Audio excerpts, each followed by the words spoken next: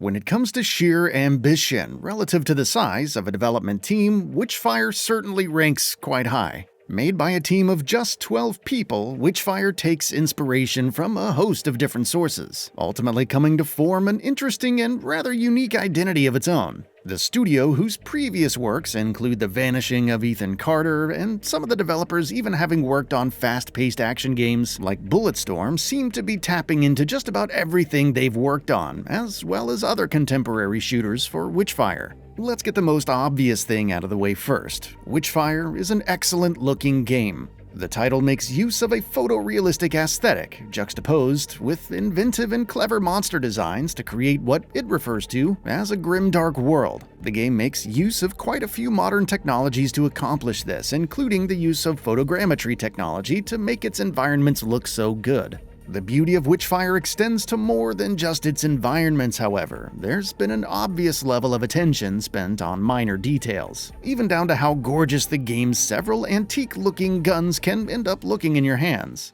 Even the game's magic effects manage to straddle the fine line between looking cool and still maintaining general readability of your situation and surroundings. And really, general readability seems to be the main thing Witchfire has been going for. Enemies are quite easily distinguishable from their surroundings, and the game even gives you helpful indicators for when you're about to get attacked by an enemy from a direction you can't see. This means that despite it being quite easy to get lost in how gorgeous Witchfire can look, you won't be losing sight of any enemies among the hordes you'll have to take on.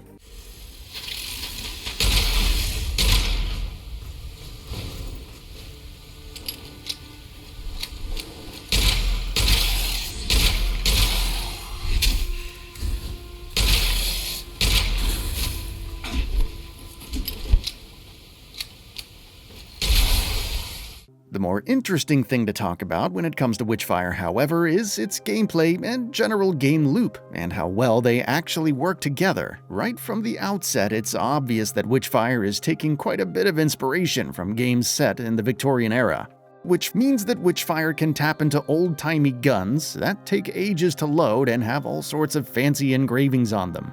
At its core, Witchfire feels like an FPS Souls-like with a gameplay loop similar to extraction shooters, like Escape from Tarkov, or more appropriately, the single-player Zero Sievert. The game has you jumping into different levels, with only 2 being available during launch, with the ultimate goal of eventually killing the 2 witch familiars in the level. Along the way, however, there are plenty of other enemies to fight, and in the process, loot to find. The primary method of progression comes from the loot, and especially the currency referred to as the eponymous Witchfire. This Witchfire can then be spent on leveling up, while other loot you find can be used in crafting new weapons and other tools that make subsequent expeditions easier. When you're ready to fight some things, you get to start a new expedition. On reaching your level of choice, you can look at the map and pick out whatever targets you might want to take down. Early on, you're encouraged to stick to smaller fights since you only really have one healing item, relatively low stats, a simple starter weapon, and essentially no magic.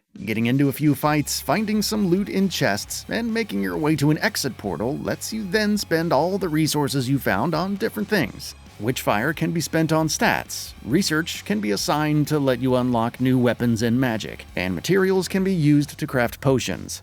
Armed with your new gear, better stats, and maybe even a magical gun, you can then go back to an expedition to hunt down more challenging enemies. Witchfire's world is mildly reactive to the player's actions. An expedition that is going incredibly well for you will mean that the witch you're supposed to take down starts taking you more and more seriously. This means that the expedition will now be much more challenging. This, however, also means that the potential for loot is much greater, and you'll be earning much higher amounts of Witchfire. The general extraction shooter-styled loop is quite simple, but can be incredibly fun and addictive. It's quite easy to end up in a situation where you've just unlocked a fancy new rifle that causes multiple explosions with headshots. It's 3 a.m. and you decide that you still have time for just one more run. This feeling is further supported thanks to the fact that while death has quite the consequence, you lose all of the loot you found, it's never a big enough setback to feel truly frustrating. Interestingly, all the progress you make in a new level, namely in all the fights you've fought, persists between expeditions.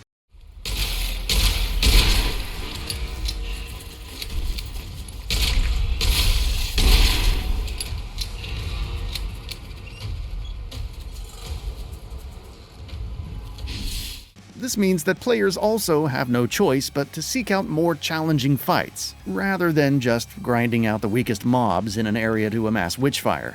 On the other hand, more challenging fights will also essentially disappear once you've completed them successfully, unless, of course, the witch decides to send in some reinforcements because of your success in killing her minions. At the time of publishing, Witchfire has 2 levels, Scarlet Coast and Iron Gate Castle. Each of these levels has a witch familiar as its primary boss, which all seems to lead up to an ultimate battle against the witch and what will seemingly end up being the final level, Witch Mountain. The game indicates that there are 4 more zones that'll be released during its early access period, bringing the number of levels up to a total of 6. The premise in Witchfire is quite simple. You're a witch hunter, known as a prayer, who has set out to hunt one of the most powerful witches in the land. By the time you got close to her territory, however, you were all out of supplies in Witchfire and were only left with a single gun to your name. Thankfully, your general hub area is shrouded in a fog that prevents the witch from detecting your presence, giving you a place to gather your thoughts and forge new equipment. There isn't much more to the story as it currently stands, other than the setup and the descriptions of items and levels. A lot of the current story of the game is left up to the environments, which means that players will have to work quite hard to decipher just what's going on. This is likely a problem that will get solved the further we get into Witchfire's time in early access. Witchfire has a lot of potential, most of which will hopefully be realized throughout its early access period. The game is slated to stay in early access for a year, during which time it'll get a host of new levels with new settings, and hopefully a larger variety of enemies, weapons, and magic for the players to use. As it currently stands, the only real negative thing I can say about Witchfire is that it's lacking in quantity while still maintaining a decent level of quality. And that brings us to the end of the video. A quick request: we upload new videos every single day, and if you like what we're doing, please consider subscribing. It really helps us out. Also, don't forget to enable all notifications by clicking the bell icon so that you can receive daily video updates. Thanks for watching.